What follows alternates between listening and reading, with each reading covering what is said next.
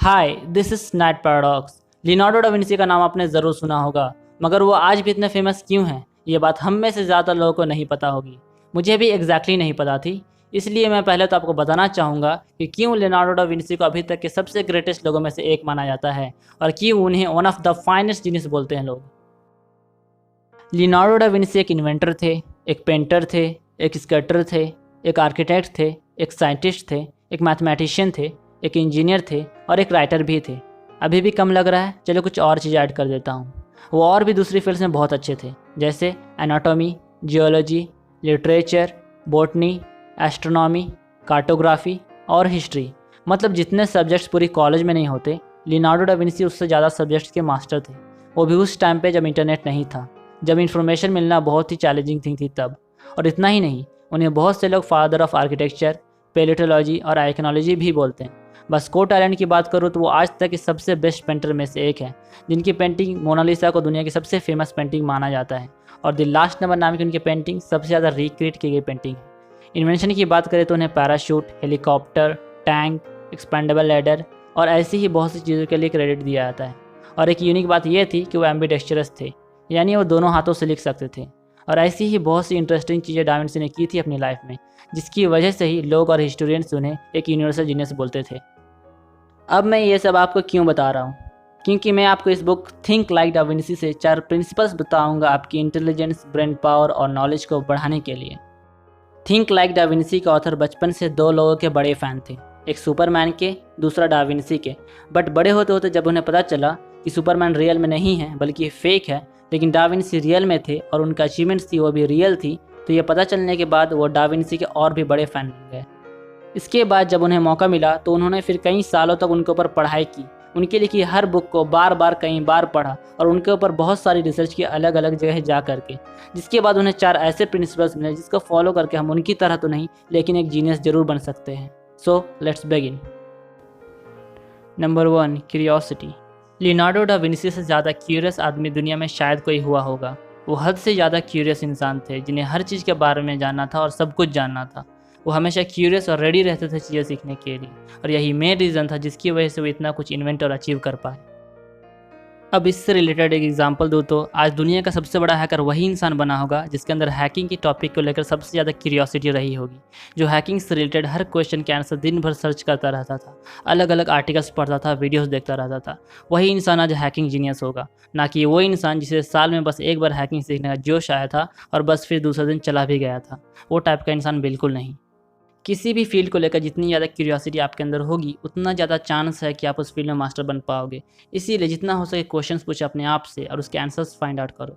Business करना है तो उससे रिलेटेड जितने भी क्वेश्चंस, आइडियाज़ और थॉट्स आते हैं दिमाग में, उसे लिख के रख लो और उसके आंसर्स फाइंड आउट करो। एक जर्नल या नोटबुक मेंटेन करो जिसमें आप रोज़ लिख सको, क्योंकि ऑलमोस्ट सारे जीनियसेस जो दुनिया में आए हैं वो सब के सब अपने जर्नल से स्पेशल नोटबुक मेंटेन रखते थे, जिसमें वो अपनी सीखी हुई बातें लिखते थे, थॉट्स, आइडियाज़, प्लान्स और बहुत सी स्पेसिफिक चीज़ें लिखते थे जो उन्हें गोल्स अचीव करने में मदद करता था।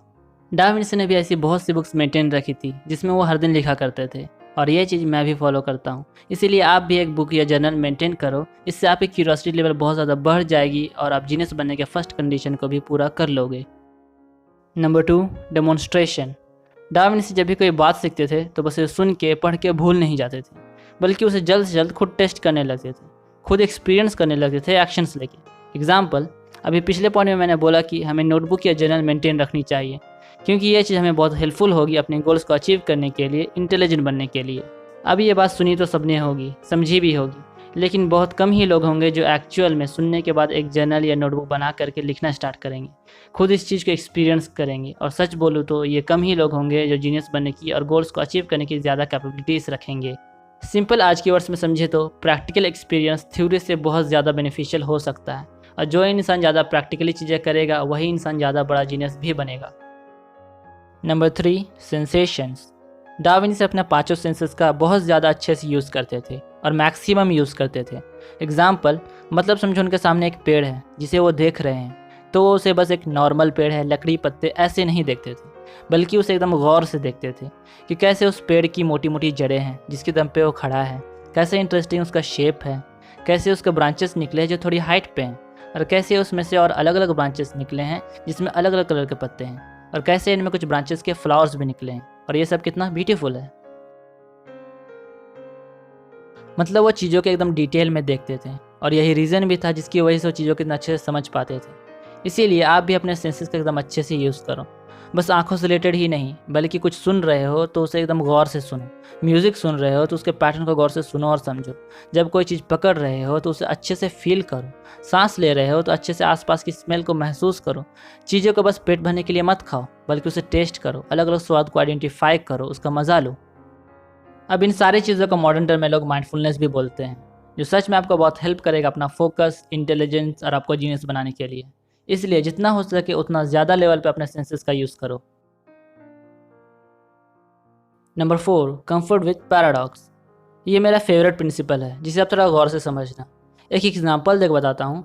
समझो मैं एक आदमी को बोलता हूँ कि किस इंसान को जान से मारना गलत है और वो नहीं करना चाहिए, जबकि दूसरी तरफ मैं एक और इंसान से मिलता हूँ और उसे बोलता हूँ कि हाँ, एक इंसान की जान लेना सही है और वो लेनी चाहिए।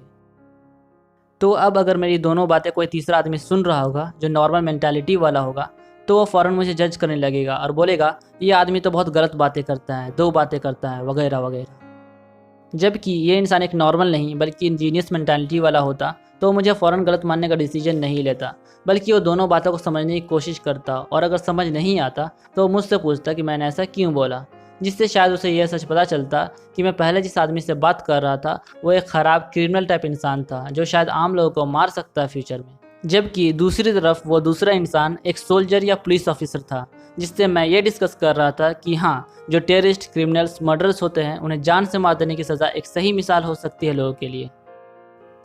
ये पता चलने के बाद उस जीनियस मेंटालिटी वाले को पता चल पाता कि मैं एकदम अपोजिट चीज़ बोल रहा था, बट दोनों बातें अपनी जगह पर सही भी थी, जो वो नॉर्मल मेंटालिटी वाला इंसान नहीं समझ पाया। ज़्यादातर लोगों को अगर मैं दो बात बोलूँ जो उनके हिसाब से एक दूसरे को अपोजिट हो रही हैं, तो वो मेरी दोनों बातें सुनकर कन्फ्यूज़ हो जाएंगे और मुझे गलत बोल के कोई एक ऑप्शन चूज़ करेंगे जो उनके हिसाब से सही होगा। लेकिन जीनियस लोग ऐसे नहीं होते। वो दो अपोजिट लग रही बातों को भी समझने की कोशिश करते हैं और जल्दी डिसीजन नहीं लेते, बल्कि और ज़्यादा इन्फॉर्मेशन सर्च करने की कोशिश करते हैं। कंक्लूड करने के लिए बोलूँ तो जितना हो सकता है उतना फ़ौरन डिसीजन मत लो, बल्कि चीज़ों का अलग अलग पर्सपेक्टिव और तरीके से समझो। ऐसा करने से आपको दुनिया की बेटर अंडरस्टैंडिंग होगी, आपकी नॉलेज और विजडम भी बहुत बढ़ जाएगी एक नॉर्मल इंसान से, जो इवेंचुअली आपको एक जीनियस भी बना देगी। ये थे 4 प्रिंसिपल्स जिन्हें मैंने टाइम लेकर के समझाया है ताकि आप इसे अच्छे से समझ पाओ। तो आखिर में अगर आपको हमारी वीडियो पसंद आई हो तो चैनल को सब्सक्राइब कीजिए और लाइक करना मत भूलिएगा।